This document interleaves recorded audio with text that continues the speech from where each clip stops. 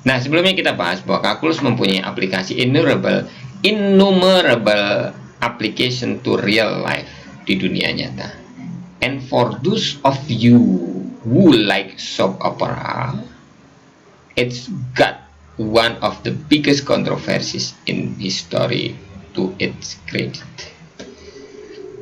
Bagi orang yang suka drama, soap opera itu drama di Eropa apa di Amerika itu ada drama soap opera namanya The Chicken of the Soap.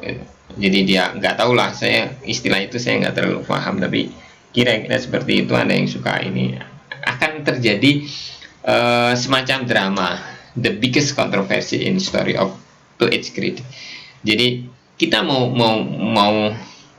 sebenarnya sanatnya mau kemana gitu. Kalau dalam mungkin ya, kalau dalam ilmu Islam itu kan, kalau saya belajar hadis maka saya akan tumpukan ke 9 imam: Bukhari, Muslim, Abu Dawud, Tirmidzi, Nasai, dan seterusnya, ya kan. Nah, kalau kita belajar kalkulus tuh mau ditemukan ke siapa, ini menjadi kontroversi. Itu gitu. Memang ketika kita apa ya, belum banyak belajar kalkulus, maka ya agak sulit menerima. Kenapa ada kalimat seperti ini? Makanya namanya juga complete idiot gate, tidak langsung terkerumus rumus. Dan kita coba belajar, jangan orang matematik itu rumus saja nggak ngerti dunia itu.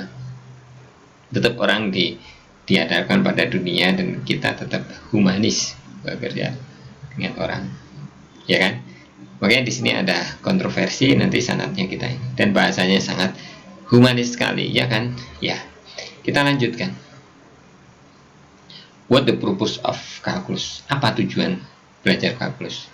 Atau sebenarnya bisa juga saya terjemahkan, sebenarnya kalkulus itu menyelesaikan problem apa aja sih? Kenapa sih harus kalkulus? Kenapa nggak geometri biasa aja? Gitu. Ya, dia kan geometri, the next step of geometry. Tapi ada beberapa problem yang dengan aritmatika, dengan geometri, dengan di geometri dengan aljabar. Kenapa dia nggak aljabar? Saya salah. Kenapa dia nggak aljabar atau geometri saja? Kan dengan aljabar yang biasa itu nggak selesai, nggak bisa selesai. Makanya harus ada next step, yaitu apa? Kita namain itu. Kalau itu kecil mungkin nggak perlu kita kasih nama, tapi karena ini besar menjadi satu cabang tersendiri, makanya kita namakan namanya kalkulus. Dan nanti ada khasnya. Sesuatu disebut kalkulus, hal khasnya begini nih. Di buku satu lagi akan lebih rinci ilustrasinya. Makanya di beberapa hasil tugas Anda ada banyak yang ambil bahan pokoknya ini aja, sedangkan di buku yang for dummies-nya Anda nggak majukan. Anda juga masukkan for dummies dan ini, tapi masih terpisah, belum digabung. Nanti saya kasih tahu gimana sih cara membuat tulisan. Kan yang saya minta adalah tulisan Anda. Emang sumbernya ini, ya, tapi bagaimana Anda meng-create suatu knowledge. Oke, kita lanjutkan. What the purpose of calculus? Apa sih tujuan kalkulus sebenarnya gitu, arti apa adanya. Tapi ketika saya coba tafsirkan, kalkulus itu bisa menyelesaikan problem apa aja. Paham ya? Kalkulus is very versatile and useful tool. Kalkulus itu tools yang sifatnya versatile dan useful. Kalkulus itu alat yang serbaguna dan sangat bermanfaat. Not a one trick pony by any stretch of the imagination.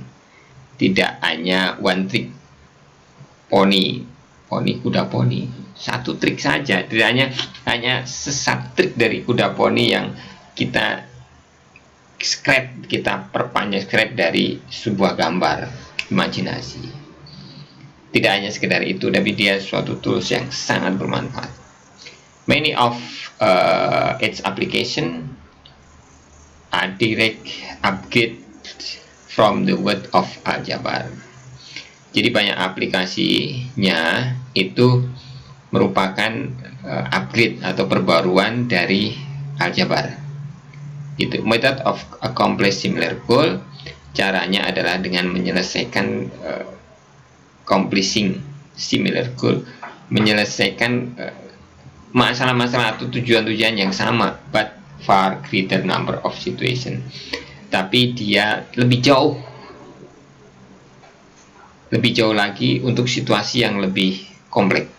Greater number of untuk situasi yang lebih banyak, jumlah situasi yang lebih banyak, the greater number of situation.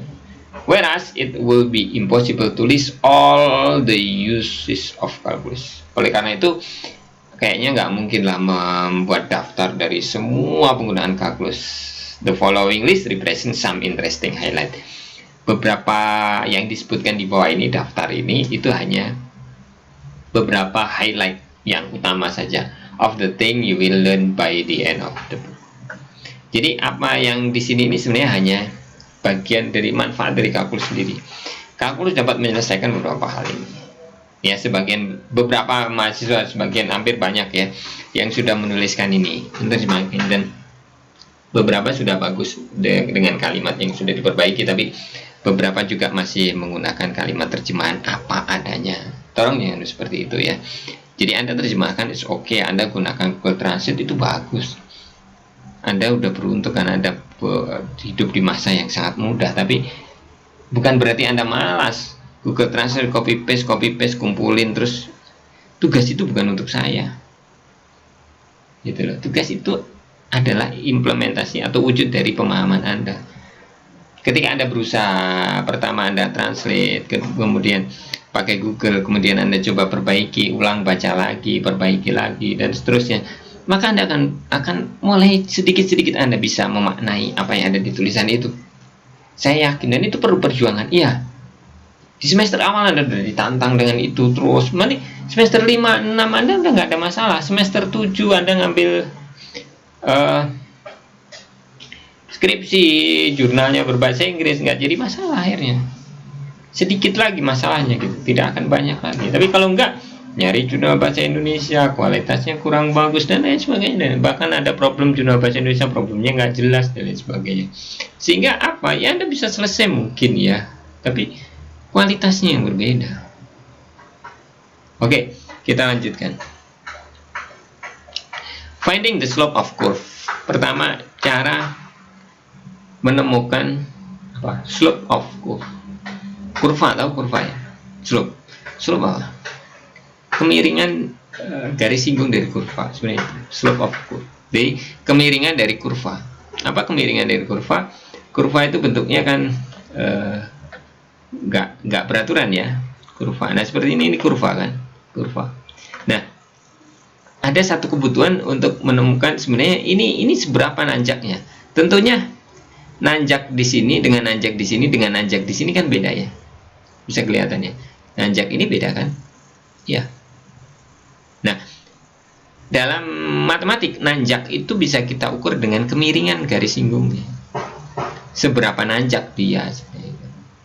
Kalau Anda naik sepeda, naik motor, nanjak yang tajam dan nanjak yang landai itu kan kerasa. Ya kan? Iya, bisa kebayang kan? Jadi pertama, finding the slope of curve. Bisa nggak dengan aljabar biasa tanpa kalkulus?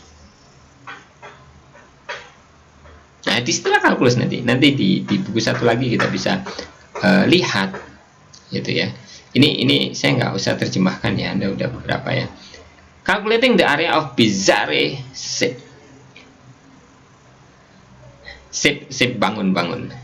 Bangun kita hitung dengan geometri dengan aljabar. Seperti contoh saya waktu hitungan awalnya, bahwa ada bangun, kita ngitung luas, ngitung keliling, ngitung volume, aljabar kan, dan geometri kan, ya nggak lepas kan. Tapi kalau bizarre itu yang aneh, lengkungan tambah lengkungannya yang nggak, lengkungnya banyak, gimana ngitungnya? Nah, kalkulus bisa menyelesaikan itu. Kalkulus bisa menyelesaikan beberapa rumus-rumus dulu yang udah dirumuskan orang, tapi orang susah membuktikannya. Nah, kalkulus bisa membuktikannya. Justifying out formula namanya. Gitu ya. Terus menghitung complicated intercept. Perpotongan garis yang sangat complicated. Namanya irrational root. Ya, itu kalkulus.